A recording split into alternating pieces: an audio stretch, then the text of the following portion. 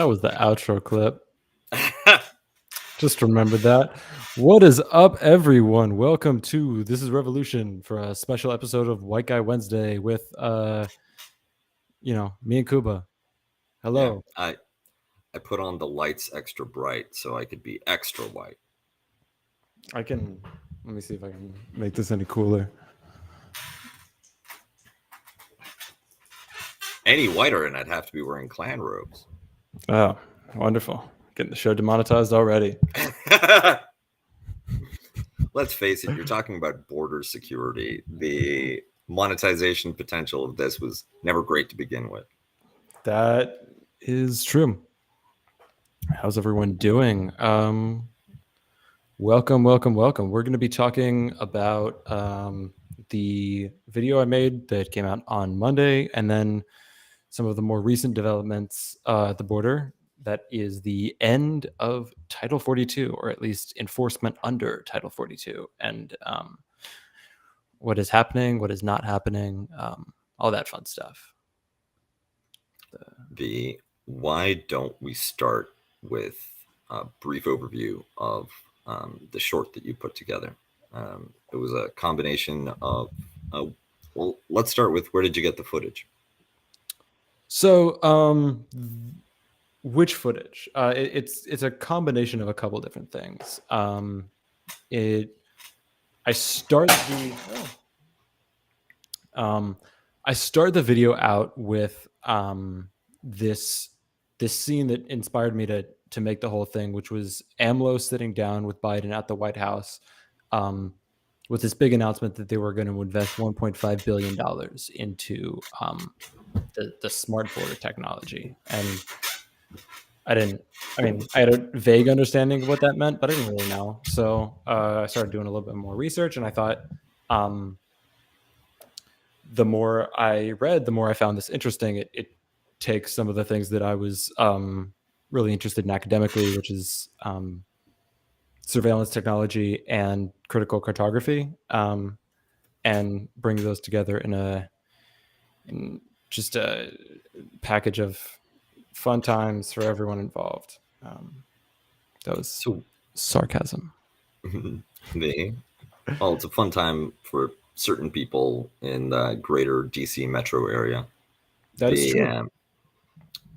Yeah, a lot of people made a lot of money on this. And before we get there, what's the smart technology? What's the package of tools, devices, machines, AI, software that is supposed to make the border smart? So it has quite a long history, and I kind of want to go into this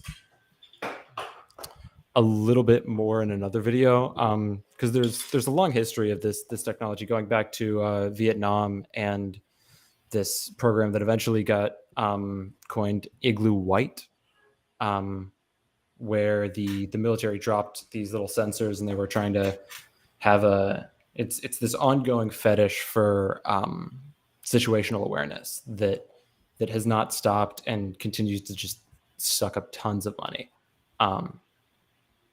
Incidentally, when it comes to different forms of control over territory or populations, technological changes make new models possible. And that goes all the way back to, well, you could trace it as far as you wanted, but one great innovation that came out of the Boer War between the British Empire and the Dutch settlers in South Africa was the use of barbed wire to create concentration camps.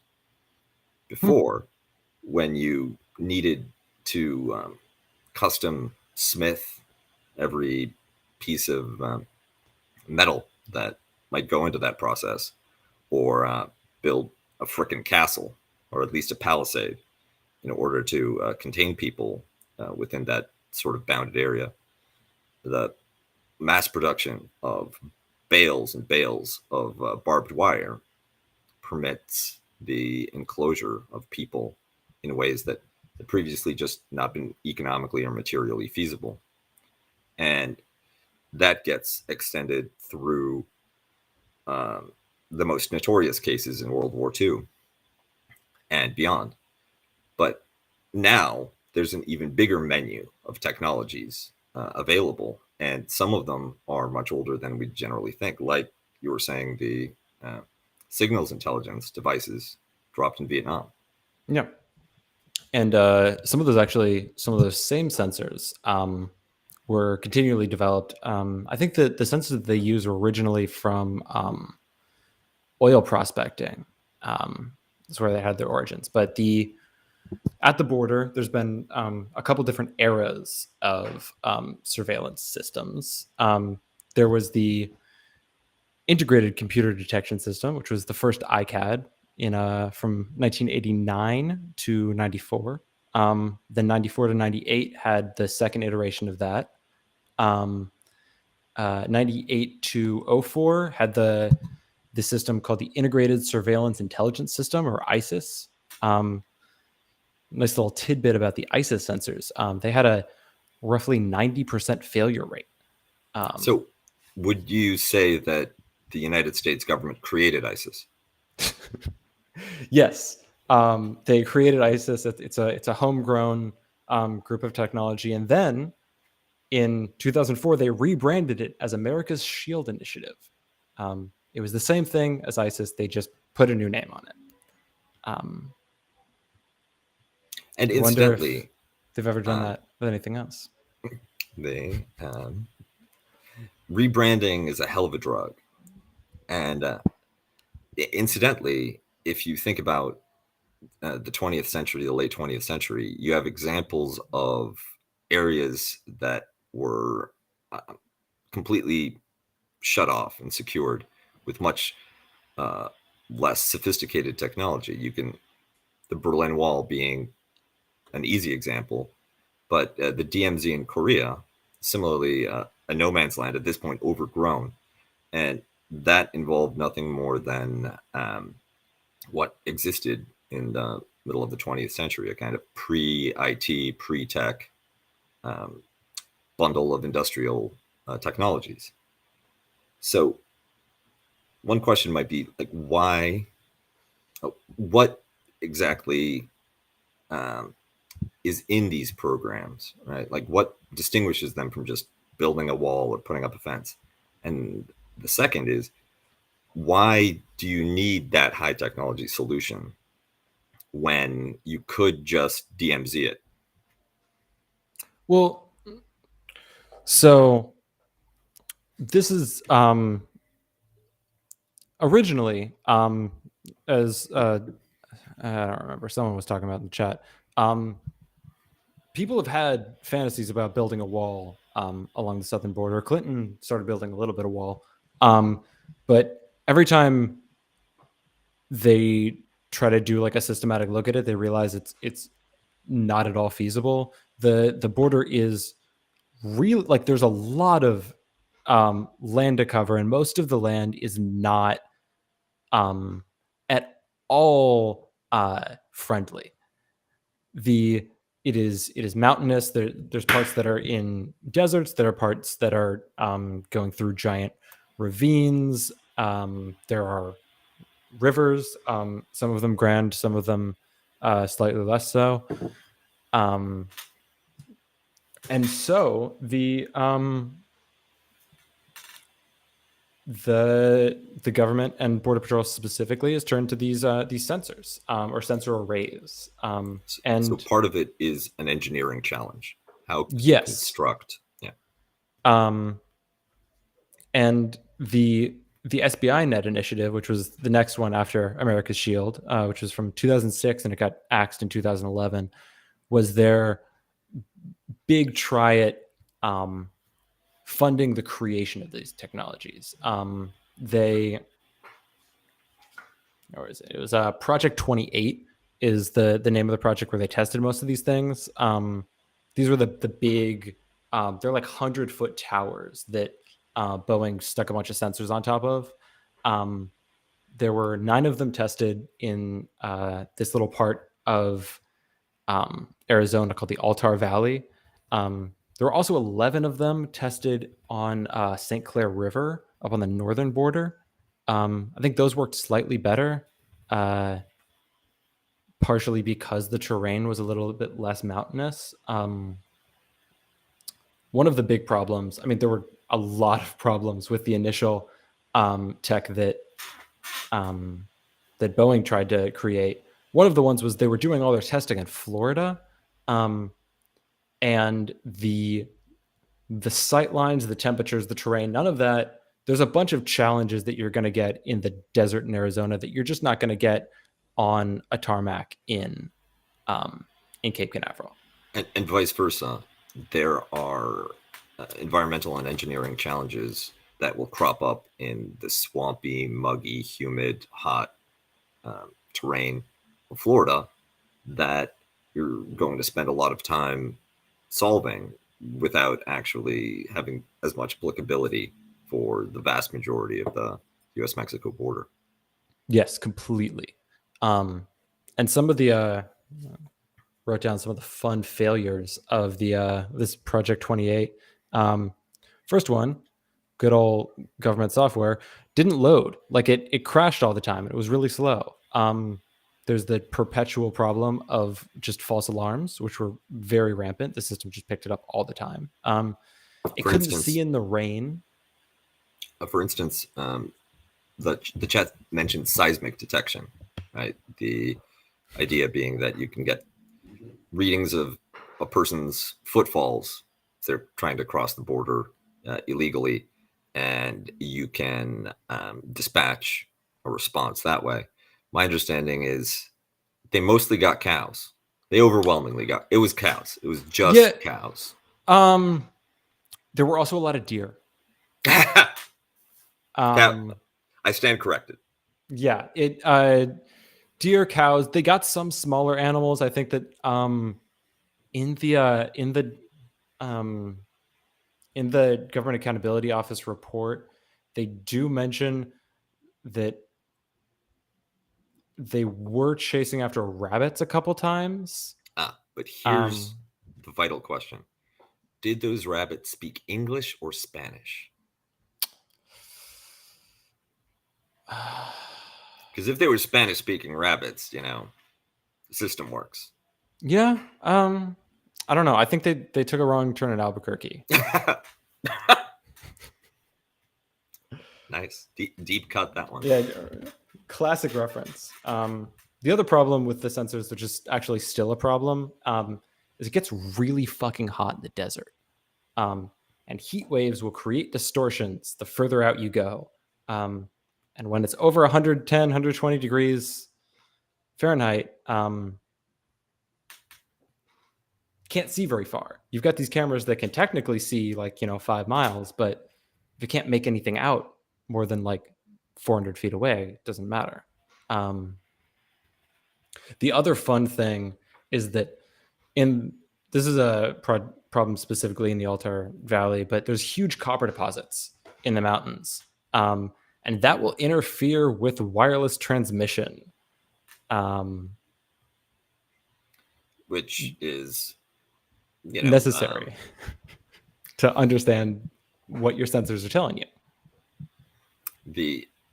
So we have a system which will get you wrong information a lot of the time, except when it's giving you no information because it's busted.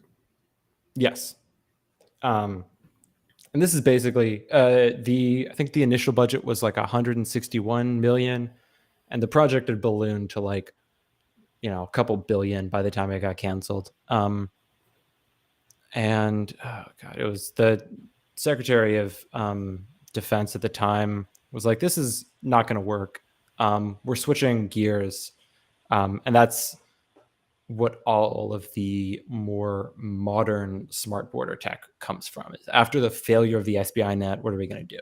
And that's been trying to buy stuff just off the shelf, see what they can get in the private sector, and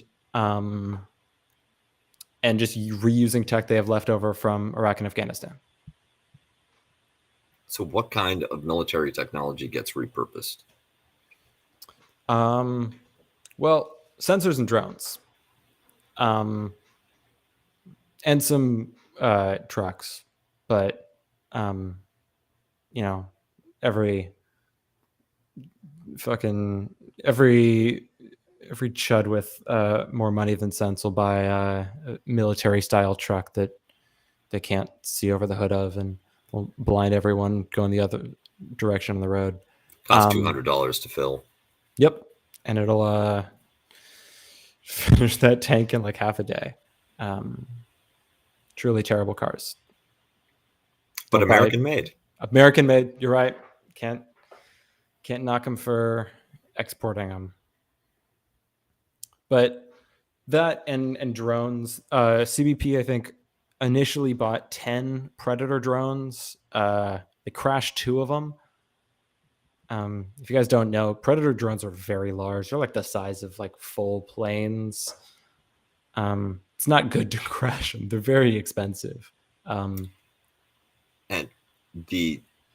just to clarify, these are on the unarmed surveillance drones, not Yes. the version with the Hellfire missiles. No, they don't have Hellfire missiles. They just have. But they could. Cameras. They could. They don't. They could. But they don't, could. But they could. They don't.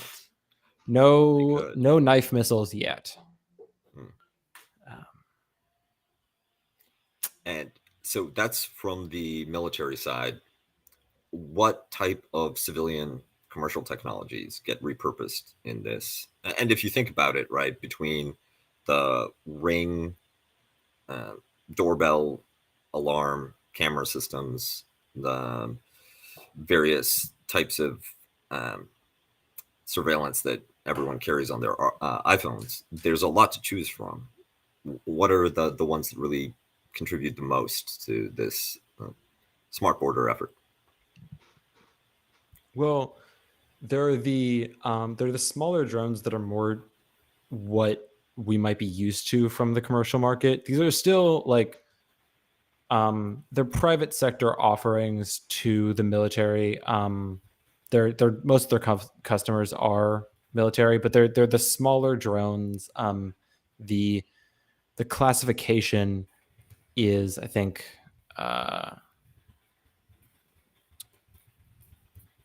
SUAVs. They're the small UAVs. Are these the ultra small ones with the quad rotors, or is this something more intermediate? So some of them are the ultra small ones. Some of them are the small ones with rotors. Some of them are kind of slightly larger that are more like model airplanes. That you like get them and just like chuck them, and they got a little motor and they'll spin up. And you can only run these for like an hour or two. Like they're not long-term surveillance things, but they can be used to like look over a hill, and try to track people over rough terrain. So they have some limited use. A kind of enhanced patrol craft, right? Yeah. And there's, let's see what else. So as I mentioned in the video, they've got essentially like the same thing the Boeing was making. These like IFTs, which are just a big long tower with a bunch of sensors popped on top. And they buy some of these from this Israeli contractor. God, what's the name of that? Chat, score 1 for you guys. Somebody asked before how much of this technology came from Israel. Yep. I didn't want to bring it up because I wanted to see if we got there organically, and we did. Yep, that's Elbit. They I mean, it's the same thing that they tested out on Palestinians. They're just like, might as well use this on Mexicans too. And then there's the I don't know, this Joker Palmer Lucky. He's with a name like that. I mean, that doesn't sound like a real name. That sounds no, it doesn't. Like... No, it sounds like a fake, like a fake name like an anime villain, or somebody's sock puppet account to stalk hot girls on Instagram. Yeah, I mean, it's got like that Anglo jock energy that some people confuse for masculinity.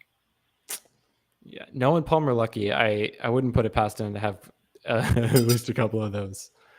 Um, he's the guy who founded Oculus, the VR company. He got kicked out of Facebook because he was like a rabid Trump supporter. And then he was like, you know what? I watched the first Iron Man movie, and the problem was the character development. I'm going to go back to the start and be that Tony Stark. I don't like this savior of the universe, crime fighter, humanitarian Iron Man. I liked him better when he was just an international arms trafficker. Exactly, and that is who he's modeled himself after, and he's started this. He's named his fucking company after the sword in Lord of the Rings. His name is company Enduril, because Palantir was taken. yeah, no, he's buddies with Teal.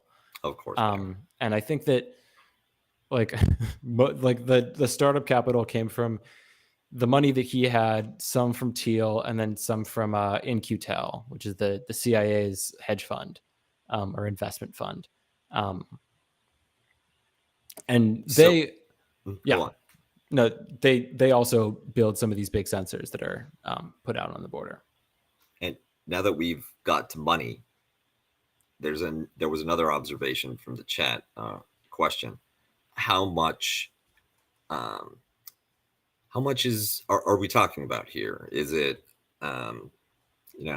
chump change, or are we talking real billions? I mean, for a lot of them, real billions. I think one of these, an individual tower costs like, they're really vague about it and they don't give specifics. Probably a couple million, somewhere in between like 5 and 50. They'll probably get a nice package deal, but they have switched to. It's hilarious that they've done this because fucking everyone has, I guess, at this point. But they charge a subscription model to use their proprietary software to interpret the results. Everything's a fucking live service now. Of course. Yeah. So we're talking about the AMLO offer was 1.5 billion, correct? Yeah, 1.5 billion from Mexico. From the Mexican side. Yep. And that's going to be a relatively tiny fraction of what the U.S. has already spent on these various programs, most of which have been costly boondoggles. I think that it is very reasonable to dissent from the need for any of this technology, any of this militarization of the border. But even if you subscribe to this hard border approach, these policies have just been a catastrophic failure. Yeah, they haven't even done what they were supposed to do. So they have done one thing, which is in the success metrics in the original report from the Government Accountability Office, and that's they've led to an increase in deaths. There's some work from I think it's Geoff Boyce at and Samuel Chambers that I put a little picture of the report up. I think that's in the Journal of Borderland Studies. But they've done an interesting actual published model of how the existing technology of deterrence forces the migrants crossing the border into more and more dangerous sections. And that doesn't actually stop them from coming over, but it does mean more people die on the journey. There's also a secondary effect because these routes are so dangerous and the number of safe trails is limited. You're basically forcing any groups that want to cross, families, individuals, to go to coyotes, go to traffickers to bring them over. It's become impossible to freelance it or DIY it. You need to have um, the permission at the very minimum of trafficking group just to be able to go through their territory unmolested. And you probably need their guidance too to make it to the end undehydrated and still living. Yeah. Um, yeah. It's And once again, here's a policy which the one success metric that it could satisfy is increased deaths, but that's also a vehicle for empowering the very cross-national smuggling networks, which are either um, affiliated with the cartels, part of the cartels, or cartel adjacent yes. into and giving them an opportunity to monopolize this huge market, terrorize thousands of people trying to cross the border, and increasing their political, security, economic footprint all across the U.S. Mexico frontier. Mhm. It it does seem to benefit. I mean, it benefits the people who are cashing out on big government contracts, and it benefits the cartels. And Um, not just big government contracts, because the installation and maintenance can easily go to Texas contractors. oh yeah, So we're it's not all limited to patronage for Boeing, General Dynamics, these other major defense conglomerates, but also, and this helps explain part of why the the small business bourgeoisie in rural America, small town America, cleaves so closely to the Republican Party. On the more mundane service infrastructure installation side of things, it's trucking companies, it's building contractors, and that's a reliable money shunt from Washington into areas which otherwise have relatively few income opportunities. yeah. I mean, there was I think it was Varn who was saying this. There's like the closest thing that we have to a jobs program or a welfare state in the U.S. is the military and the military industrial complex. Like that's all that's left It's of like also the hollowed out institutions. it's also the and this was pointed out to me by a former Marine that the U.S. military is the only segment of American society which operates entirely as an economically distinct command economy. You Yeah, don't have markets, you don't have competition. That's not the basis of their organization, and yet the people are so uh, going through it are so heavily indoctrinated into conservative visions of the American purpose that they end up rabid libertarians after having government health care for their entire careers, yeah. lifelong in some cases. There's some real brain rot in some of the operator types.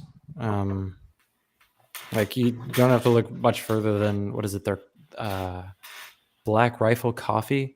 Mm. It's like it's that's like a South Park joke of a business, and it's like it's got at least some kind of wide appeal because they are still making it and doing well.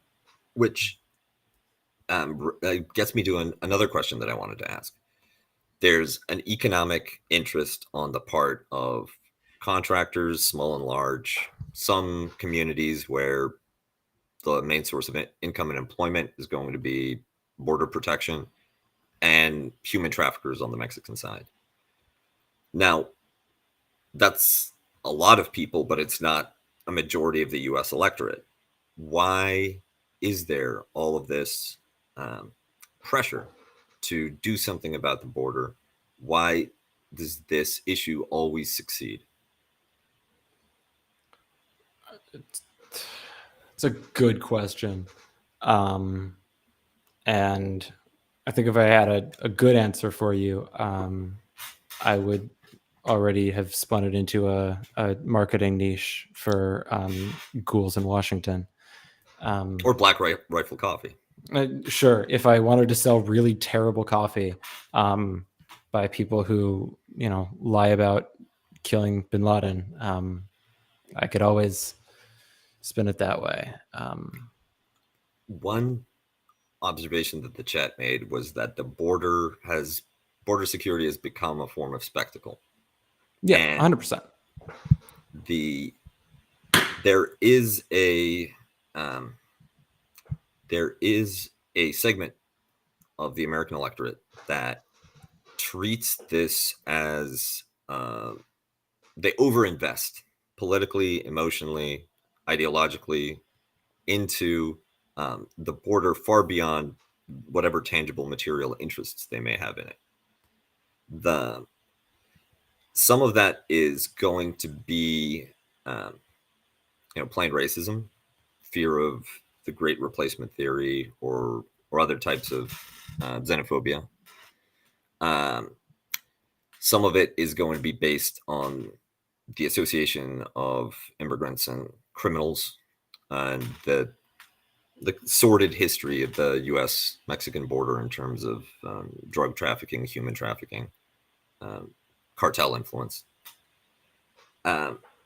Some of it is going to be a type of macho posturing, but a remarkable amount seems to derive from the feedback loop between hyperpolarization and political extremism. You don't care about the border and you have no opinion until you see a SJW libcuck online complaining about how badly migrants are treated at the border. And that mobilizes you to take a contrary position, regardless of what your material or civic interests might be, whatever your ideological strain. Yeah. And The mhm. Go for it. And so you've got like cultural and political dynamics within the United States driving what should be foreign policy, what should be a kind of, I'm not going to say technocratic, but a rational calculus of risk versus reward, cost versus benefits, and the actual level of threat posed by the movement of people across the U.S. Mexican border. Yeah. And most of that threat is not really there. It's a lot of these people are not like, even the like dog whistly disingenuous complaints about job stealing doesn't really, like, they're not coming for your jobs. Like, look at what happened to the construction industry in Florida right now. Like, it's not, no construction's getting done because you kicked out of all the people who were doing that labor. It's not getting filled by other people. It's just not getting done. Although that does bring up the question of hysteresis, right? The construction workers have a specific set of skills and a specific, physical profile, right? Like in terms of how much heavy stuff they can work, how long they can work, those kinds of things. It's not everybody, and the longer you do it, the better you get at it in general. To a point. To a point. When you look at countries like which don't have large pools of cheap labor, Canada, Australia, New Zealand, good examples. You still have construction getting done, but it's different people doing it. And if you brought in, and once upon a time, in much of the US, construction work was highly unionized, relatively well paid. People did it their whole lives and could support a family. But once you've replaced relatively secure working class segment with this contingent and very vulnerable migrant labor, you're not going, two things are going to happen if you try to switch back. One, you're going to discover that there aren't that many people who have a lot of construction experience in the population anymore. What was true over 30 years, people get old, new people don't learn. Um, especially since on the other side, you're going to get better and better Latin American migrant construction workers as that niche turns out to be one that has some opportunity for them. And the second is the expectations of companies, building companies, for how much they can spend on labor, how easy it is, how disposable it is. Uh, those don't shift; those get sticky. And if you talk to any of the would-be employers that are looking for replacement workers, they say that, well, Americans just don't want to do this job. And the rejoinder is, Americans don't want to do this job for the money that you're asking, which is correct. But it's actually much worse than that, right? Like, the pool of Americans who can do this job, as well as the people you just sent back, isn't going to be as big as as you think it is. You're competing with everybody else who has lost their workforce to hire those people, and you have no interest in training and retaining a workforce, because the disposability is part of the point. The whole reason you brought in migrant workers to begin with was to prevent organization and workers' interests from being represented through economic power. So the management mentality that would have to shift to something like you have in Canada or Australia, where they grumble so much about how much it costs to get tradesmen or construction workers, journeyman plumbers, but they still pay. You have perhaps a slower pace of construction, which is not necessarily a terrible thing. But that shift in management thinking takes almost as long as a change in the underlying structure of the labor force, right? Like, it might be easier for the government to train 200,000, journeyman tradesmen than it would be to get bosses to pay a little bit more and actually try to retain workers, let alone deal with the fact that there might be a union at some point in the future. Yeah, I mean, this is the longstanding capital tradition of fucking itself over, and then the state will do what it can to try to right the ship until it forgets to do that. Yeah. I mean, that's how it's happened before, and there's still that part of the back of my brain that still thinks that history happens in cycles, and maybe it doesn't anymore. Who knows? Or you might be looking at the wrong cycle. It's true. The ability for capitalism to cry uncle and get the state to come in and clean up its mess, reset the system in a more durable way, basically the New Deal model, that depends on a certain kind of state, a state that isn't entirely beholden to the peak corporate interests, because it's able to formulate a vision that goes beyond their short-term self-interest, and it's staffed securely and competently enough so that it can actually execute policies that might impinge some of the interests of the big private sector economic actors. But what happens when that state has been hollowed out by 30, 40 years of neoliberalism? All of the essential functions outsourced to consultants, to Booz Allen Hamilton, KPMG. Is it still able to step into that role, or has it lost its own um, motive force, its own agency in the political system that it's supposed to be leading? It's a good question, and we see that kind of lack of ability to change in the title of this stream. The change from Title 42 back to Title 8 enforcement on the border, um, and the lack of any kind of real change that it seems like this is actually going to bring.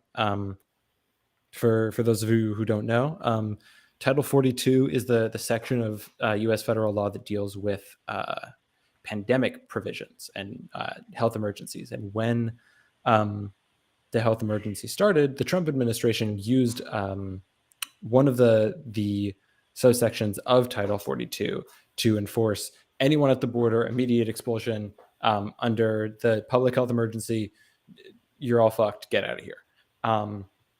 And Biden kept that proposal, but when the pandemic emergency officially ended on, what was it, Monday? That ended, but that doesn't mean that everything is easy and fine at the border, like was being reported very uncritically in even fairly liberal places like the New York Times, because the Biden administration put out a new directive that the way that they are going to be enforcing asylum claims for migrants coming to the border, which is a large proportion of the migrants that are really trying to cross, is that they are going to have to prove that they have applied to asylum in every country that they stopped along the way and were rejected, which is a pretty high bar. And I don't know if people remember the massive disaster in Mexico City where there were a bunch of migrants that were killed in a building collapse. I think it was a building collapse, might have been a fire. But the conditions for asylum seekers in Mexico and in the other countries south of Mexico isn't great. Let me chime in here. This approach is based on a UN principle where refugees are afforded certain rights and recognition, but only in the first country of safe refuge, is the doctrine. So if there's a war in, if there were a war in Portugal, but Spain was doing fine, then Spain would be obliged under UN regulations to offer the people fleeing from Portugal some ability to stay securely until the situation in Portugal had resolved itself, or resettlement elsewhere. But if you went from Portugal through Spain to France, France would not actually be obliged to do anything for you because Spain is the country that's on the hook. It's the first country you traveled through. That has been defined to mean not every country qualifies as a country of first refuge. For instance, if you're fleeing from a war in Guatemala and you go through Honduras, which is also in the middle of a war, you can keep going. But and in general, that's the reason why you would keep going. If you're just looking for escape from the conflict, right? There's nobody in the first country that's able to actually help you. In fact, even asking might get you targeted. And that's a case, and unfortunately, that's the case in a number of Central American countries. Your neighbors aren't any better off than you are. Mexico is an arguable situation, is an arguable case because while Mexico has some serious social security problems of its own, there's also much of Mexico which is perfectly functional, and it is a democratic country. In a perfect world, it could be a reliable refuge with the cost of providing for displaced people covered by UN disbursements. That was the concept when it was first created. But Mexico is a very dicey bet, and in some ways, the United States is reaping the consequences of pushing this rich country, we're the greatest in the world, land of opportunity image as part of their international profile. If you are telling everybody that you're the good guys, you can't be that surprised that they turn to you when they're in trouble. And then instead of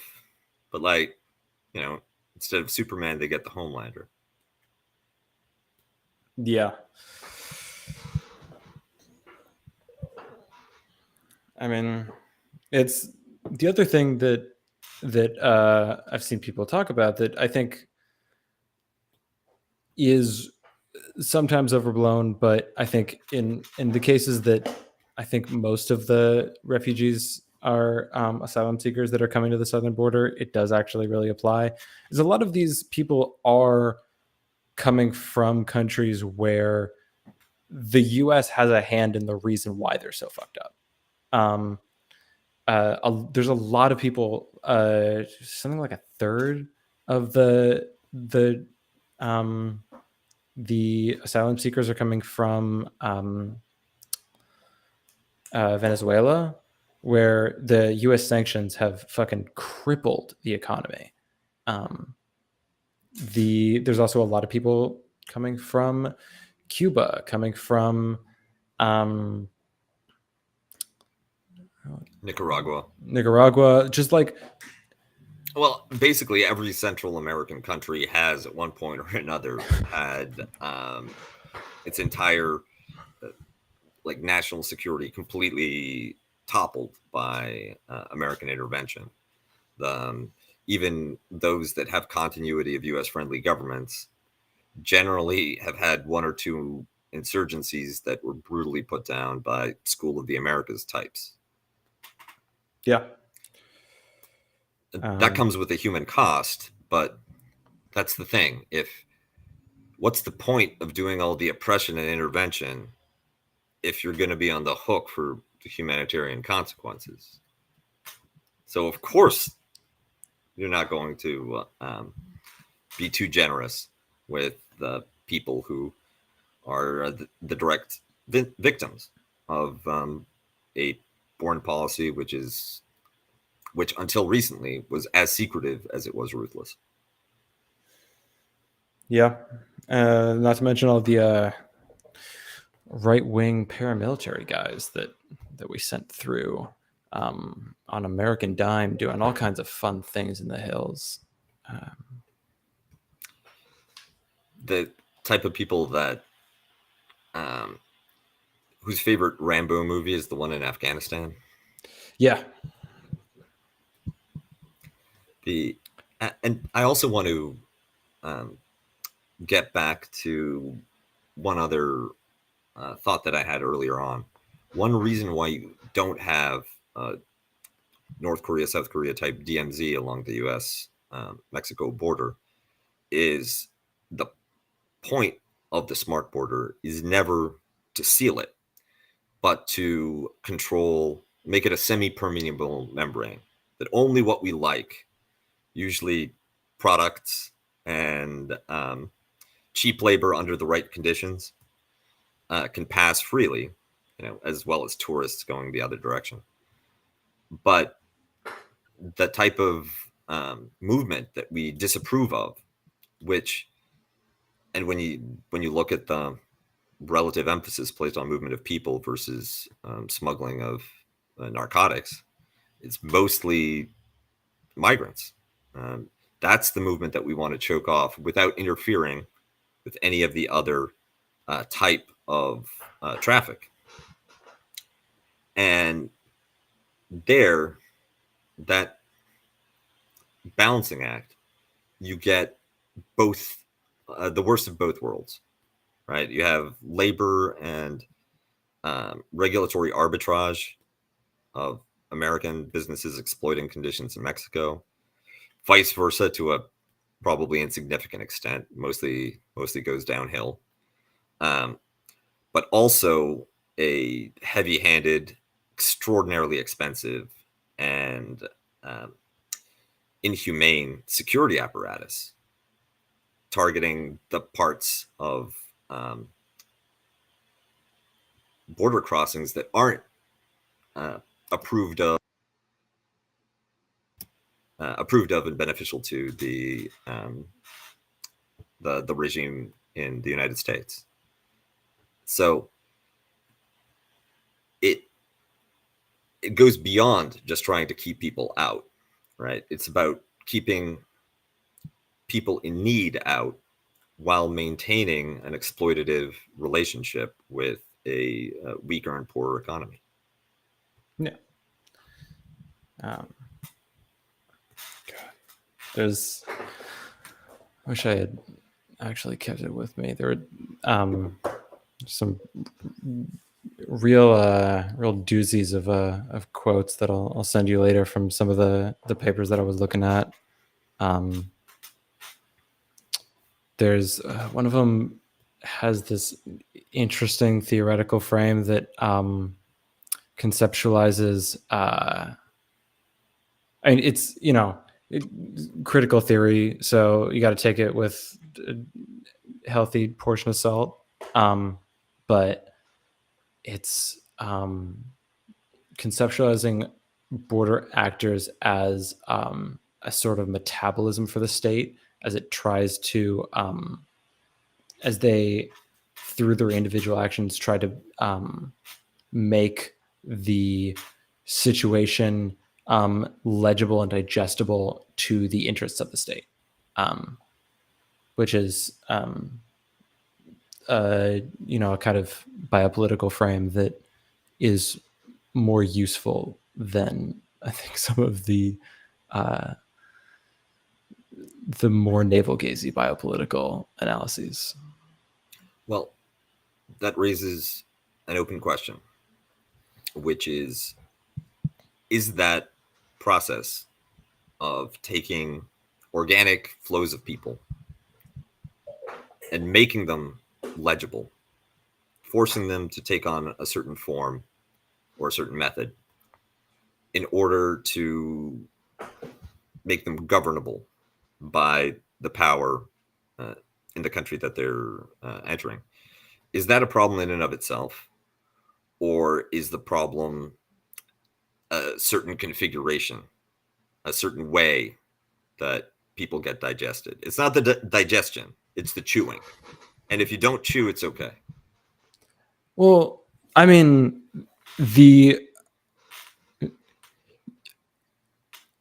personally, I think that the digestion itself can be neutral.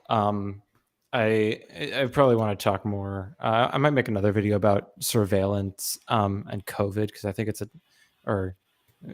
there's another word that'll get the stream demonetized. I think that the popular image of the panopticon has melted people's brains when it comes to like thinking critically about surveillance, and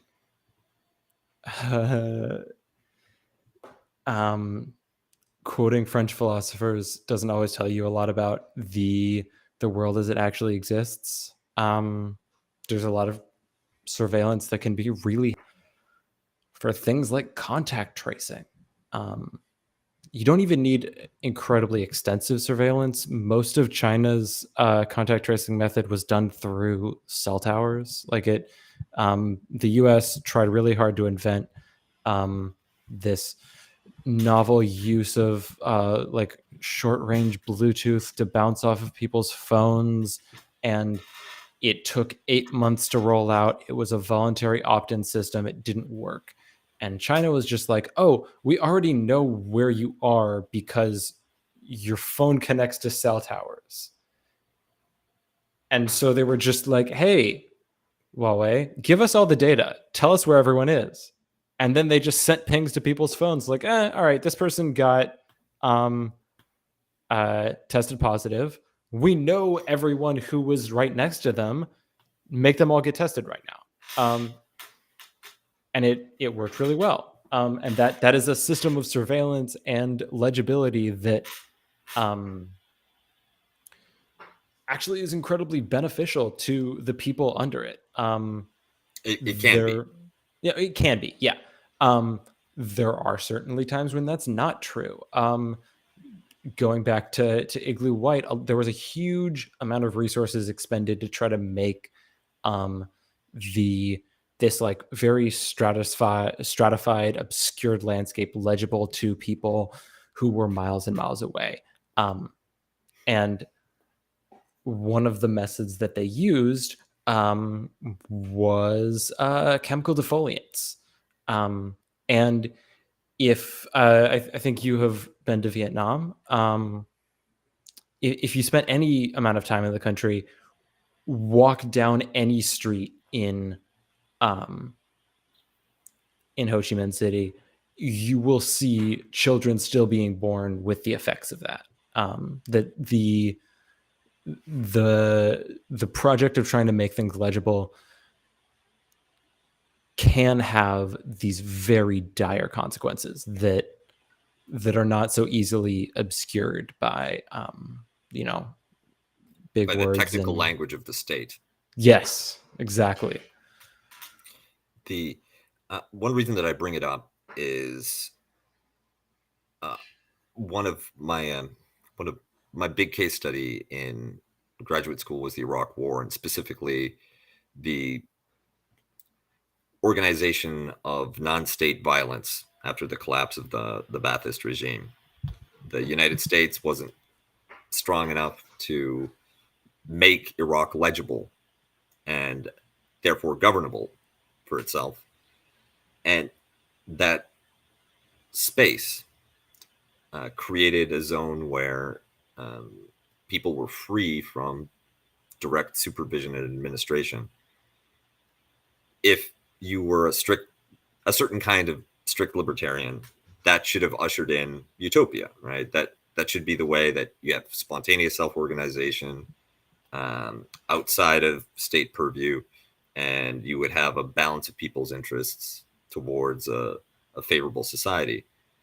But what ended up happening, predictably enough, was that rather than having 30 million Iraqis all treating with one another in a rights respecting egalitarian framework of the spontaneous market, you had smaller nodes of violent coercive control that just operated locally.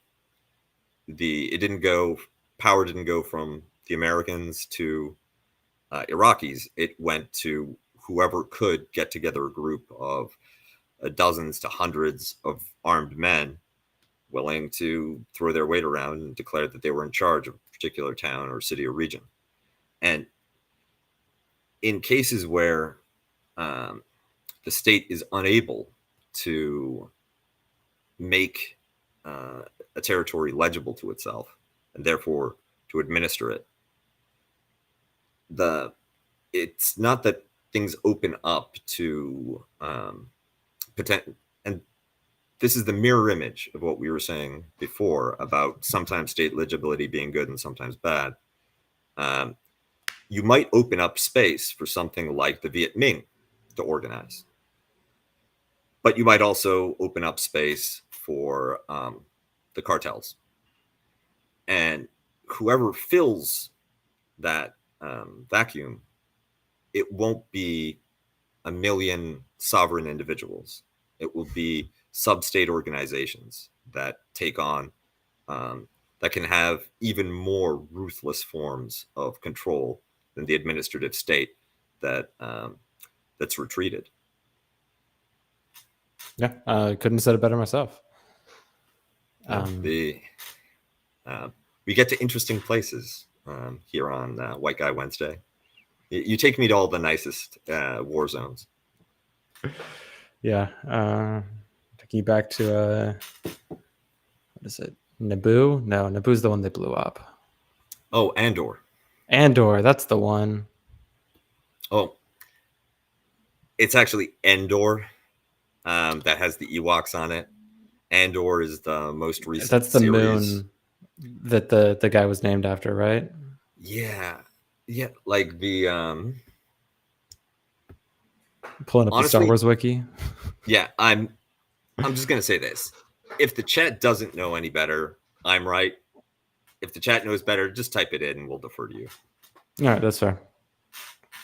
The Great yeah, show, by the way. God, Andor. um, yeah, no, such a great direction. I love a Star Wars show with no lightsabers and no force. I love a Star Wars show which foregrounds government bureaucrats.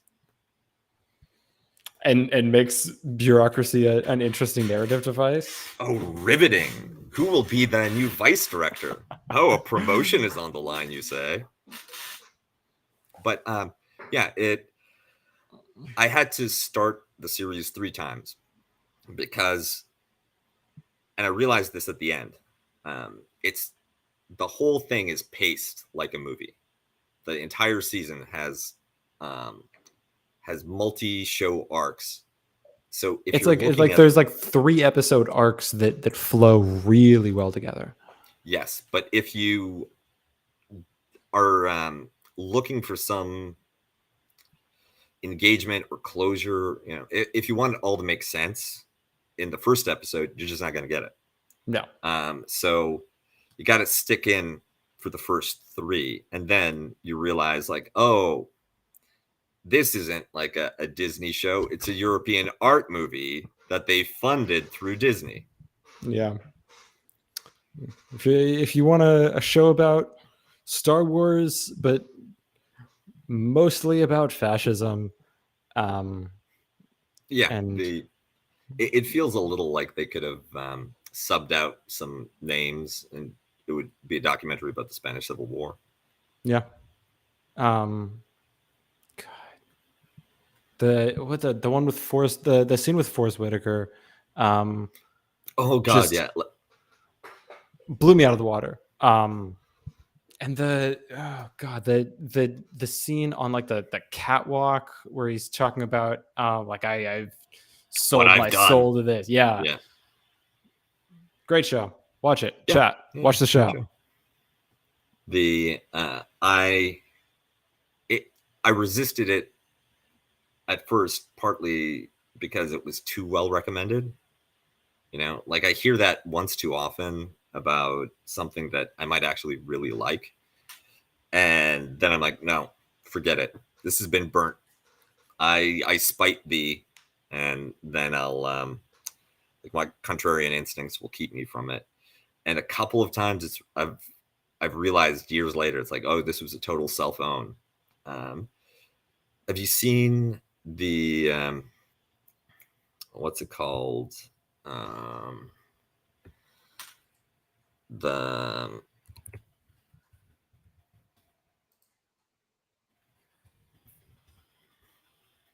the Legion, the Oh series. yes. I'm pretty sure I was like uh slightly intoxicated finishing that series, so I don't remember how it ended. Oh, Um, yeah, I mean, the most important thing for me is that like the character I cared most about, he got closure and fulfillment and wisdom. I'm speaking, of course, of the primary antagonist, but I'll let I'll let you guys wonder who I mean. But the show itself, it had. I understand why you were somewhat intoxicated because that's the ideal it viewing was a condition. trippy show. It is a very trippy show. It has a lot of art school in it, and Yeah. that can be superficial and Yeah. annoying and twee.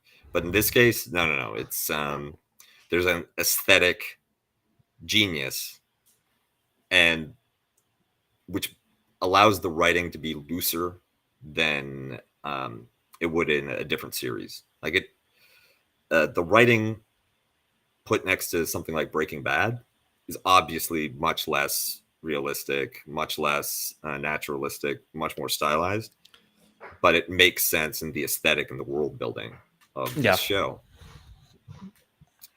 Yeah, it doesn't feel like a Marvel show either, although technically it is.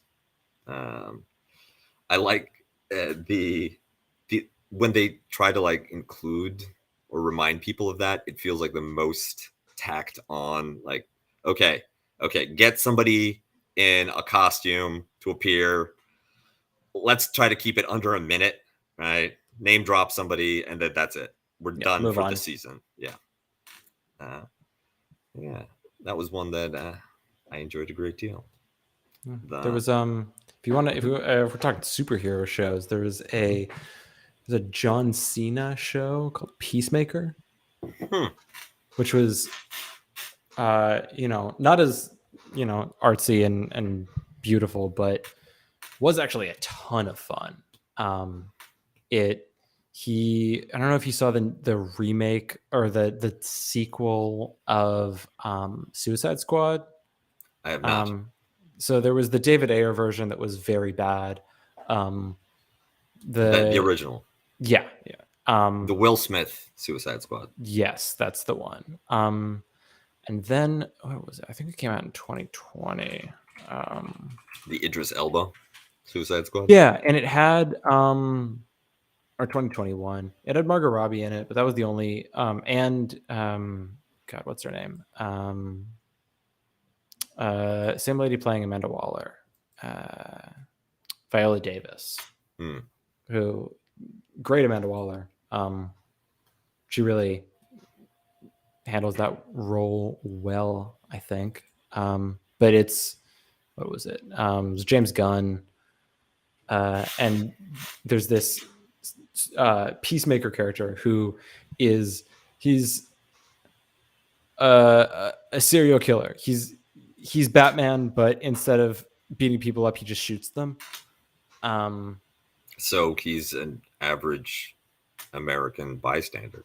yeah, he lives in a trailer park, and his dad is the Grand Wizard of the Ku Klux Klan, and also a Oh, supervillain. subtle. I like it. I like that European understatement in Yeah, no, my it's action movies. not under. He also has he's a best friend that's a bald eagle. This is the villain. No. This is the hero, Peacemaker, the main character. His Oh, best so friend is a bald eagle. and Peacemaker is the nephew of the a Grand Wizard in the Ku Klux Klan. He's the son of He's the the Grand son. Wizard, who is Uh, the Grand Wizard is like the alter ego of the supervillain. I see. And it's Idris Elba who's the son of the Klansman. No, it's that'd be an interesting show. No, it's John Cena. I see. I see. I see. Okay. Okay. John Cena. Yeah. Huh. The Yeah, he's like an interesting guy. I mean, he speaks Chinese better than I do. And I would have a reason to speak Chinese.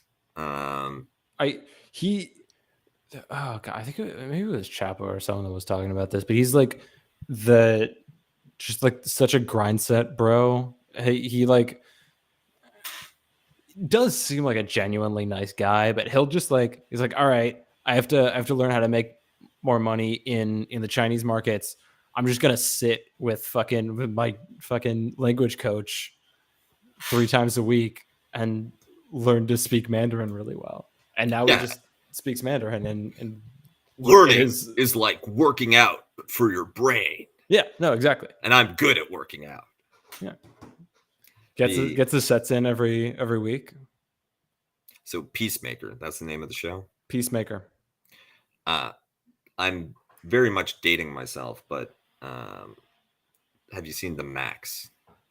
The Familiar with it? Max. I have Multiple not. X's. I can't remember if it's 2 or 3.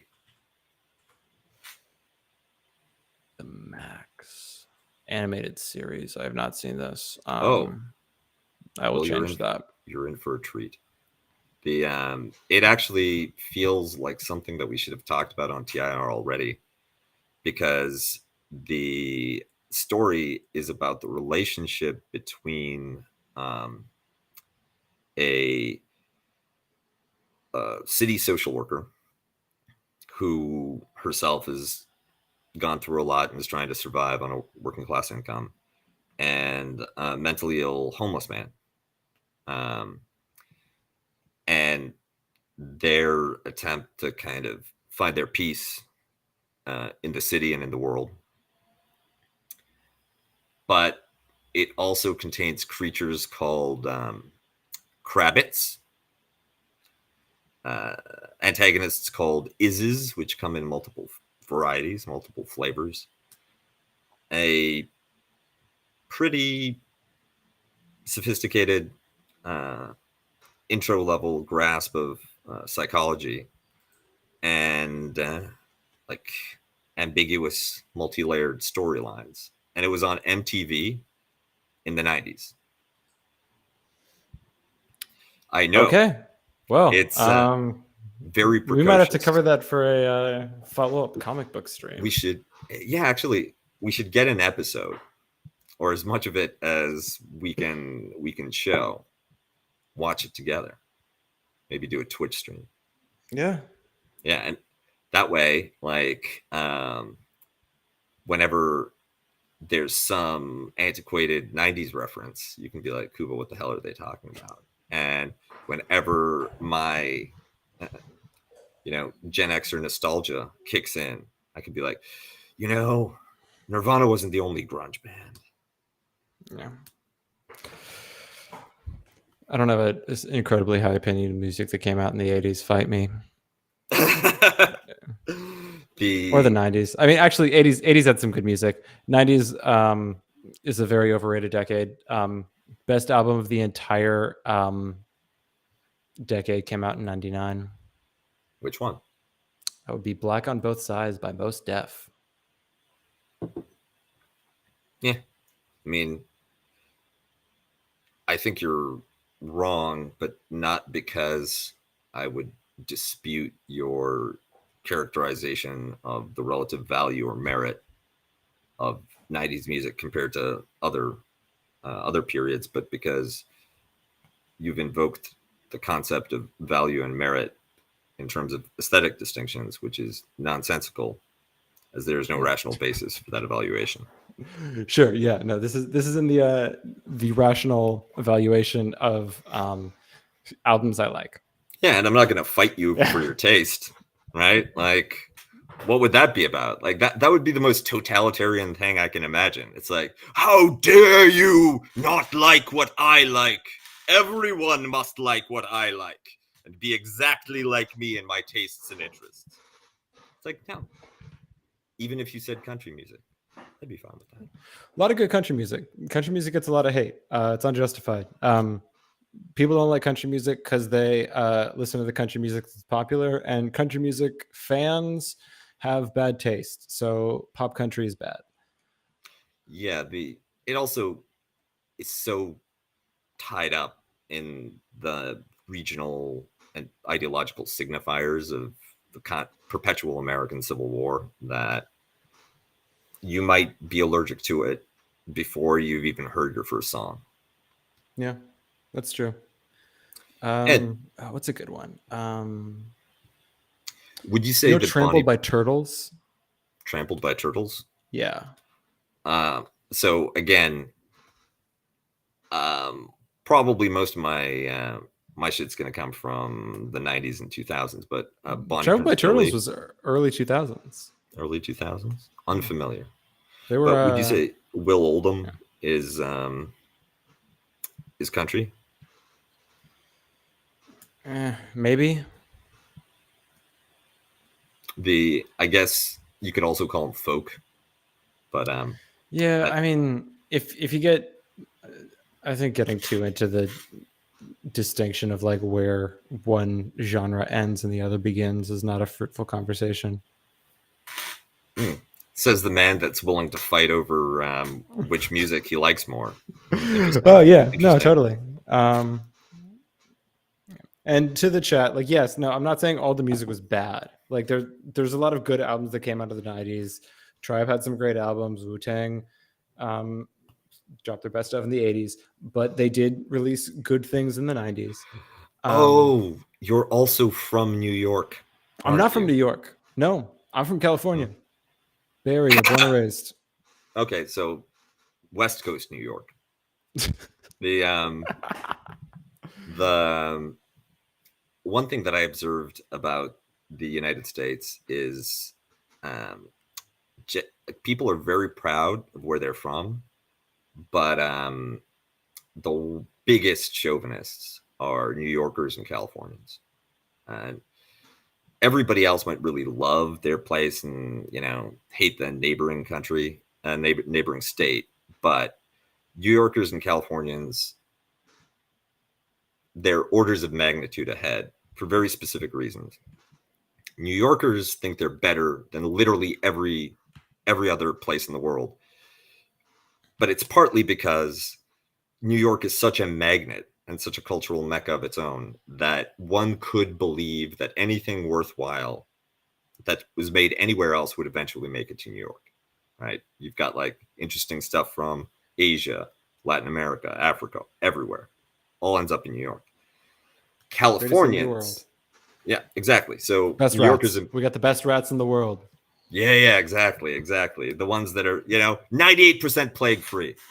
Um, so New Yorkers imagine that they're the peak, the heart of the world. Californians, one, everything is beautiful there. There's just so much of it. There's San Francisco, there's LA, there's all the nature. And there's such an emphasis on localism and the stuff that comes out of California, whether it's food or technology or culture, that it's a little like that Don Draper line. New York thinks it's better than the rest of the world. California doesn't think of the rest of the world at all. It's just like the fog drifts in when you get like north of Richmond in the Bay Area and near the Mexican border, and terra nullis incognita in all directions. Here there be dragons. A-holes talking about. Quinn, can you hear me? Turn yourself up a You're little very bit. quiet. Good. I think I'm getting shut down because I trash talk New York and California. I'm getting shut down because I trash talked the 90s. yeah, we're both gonna get purged after this. Yeah. This is what happens when we don't have Gene. Can you guys hear me now? Can you hear me Yeah, now? we can hear you. You can hear me now? You can't speak ill of the 90s, Quinn. That's fucked up. Okay. You're from the Bay Area, and so much great stuff came out of the Bay in the 90s. That's true. Listen to I'm your not saying boss. I'm not saying it's all terrible. I'm just saying it's overrated. I mean, Don't talk back to your manager like that. Look, in the 90s, I wouldn't say that at all. I mean, if you think about bands that literally still exist today that are headlining festivals, a lot of them come out of the 90s and even come out of the Bay Area. So if you look at, well, I guess Sacramento, we'll give Sacramento a bit of a pass, but the Deftones was just on the headlining stage at Sick World in Vegas, which I think was like 70,000, 8,000 people showed up to. And they're still headlining festivals all over the world and playing, 8,000 seat rooms. You get Hyro, who is on tour right now for, was it the 25th year anniversary of their Souls of Bishop's first record. Dell is still extremely influential rapper that comes on the scene in the 90s from the Bay Area. So to kind of thumb your nose at the 90s, I mean, I get it. We all want to shit on an era. I don't like the Beatles, but I can't negate their influence on the musical landscape. So where you might not relate to the music because you weren't born yet, you cannot try to lessen its impact on what's still going on. I mean, even hip hop today sounds like still 90s rap. Some of it does, and I think that a lot of that influence is very real. You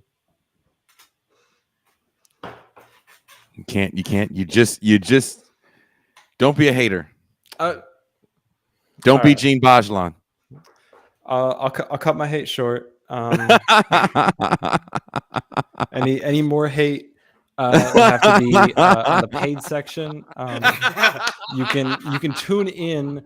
Probably not tonight because I gotta go to sleep. I gotta Spiked work in the champagne morning. room. But in a later champagne room, we will have music beef that you can get access to. We will have a full-on screaming match about which albums and which decades are really better than others.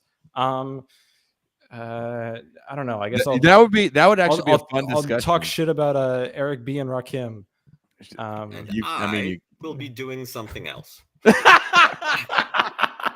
I mean, a good friend of mine that comes on the show quite a bit, Pasquale Romero, feels very fondly about the 80s because he thinks that was actually a moment where you were getting some original music, especially when it comes to some of the new wave and punk stuff that was coming out. And of course, the heavy music as well. Hip hop definitely comes on the scene in a big way in the 80s. So, it is interesting when we look back at some of these eras. Sometimes we look at it from the pop standpoint. And if you look at the pop standpoint of the 90s, that's really where country goes, pop. So boy bands come back on a whole new level, especially in the latter half of the 90s. So I definitely get where you're coming from. But when we think of some of the more influential sounds of music that is popular now, rock and hip hop, that stuff definitely has some seminal bands in the 90s that are still important today. But country music, of course, in the 90s definitely goes the way of pop music, sadly. Did Quinn just sneak out of the principal's office? Quinn's either mama or girlfriend came in the room, was like, "What the hell are you doing?" That was the most. What the hell are you doing? Yeah. Why are you talking to a black guy in a dark room and a white guy in way too much lighting? An interrogation room. Yeah, exactly. Exactly. It's like we're 2/3 of an Oreo cookie.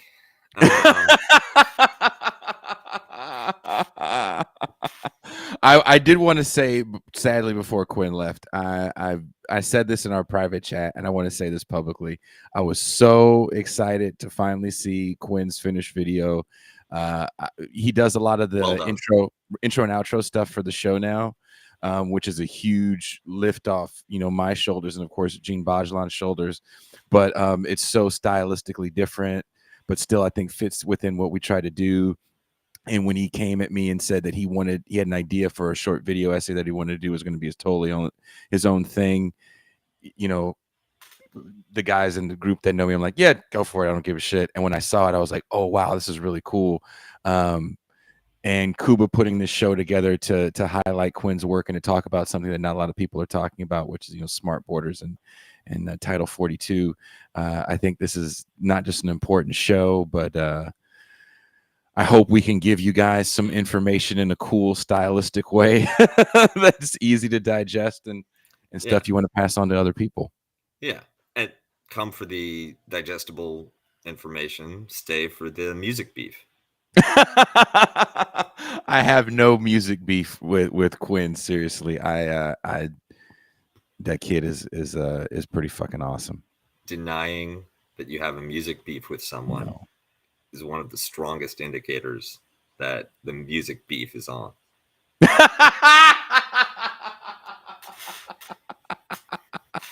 Kuba did a great job hosting the show. So yeah, I'm super stoked about this one. I can't wait to cut it up into clips.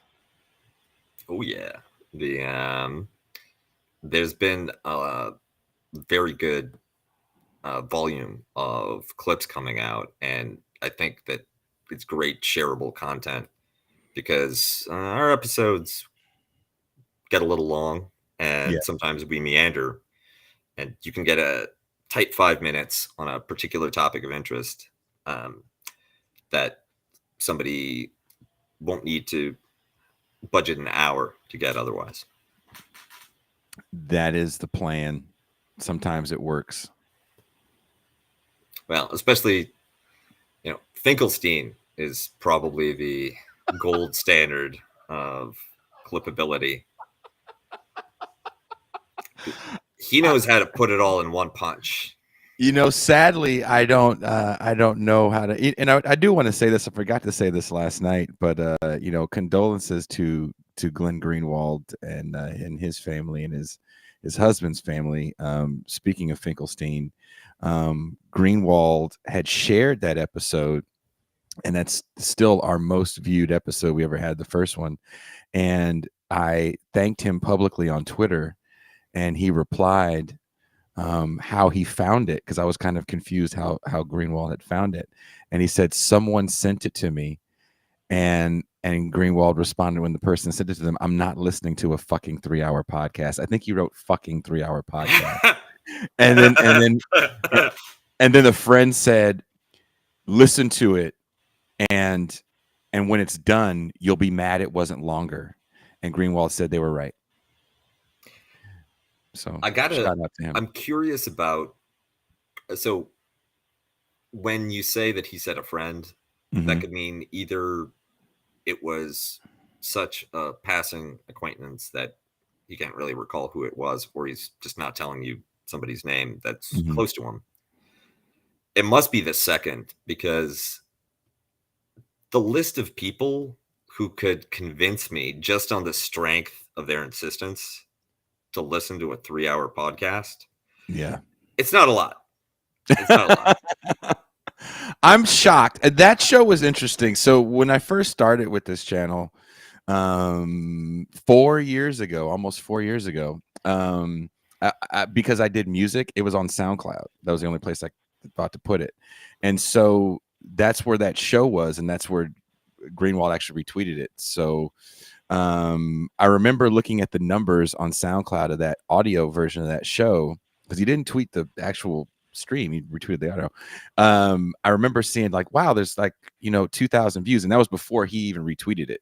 So it had circulated in some circles that I don't know about. I mean, people that I didn't think watched the show and have been kind enough to send me stuff. One of my favorite cartoonists, Joe Sacco, was an early patron of the show and sent me a copy of the Palestine book autographed, which was really, really, really cool.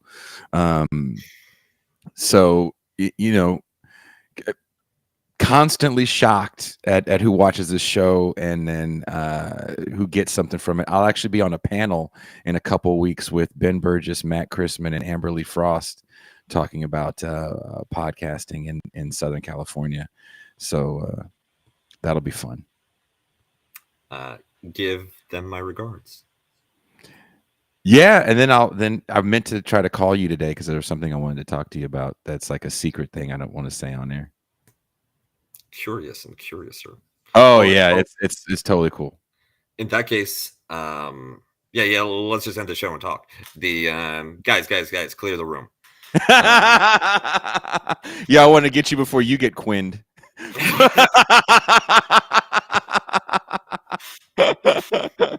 Here. Let's do it. I forgot. I have access now. Or are you gonna do it? You're gonna do it. We are out.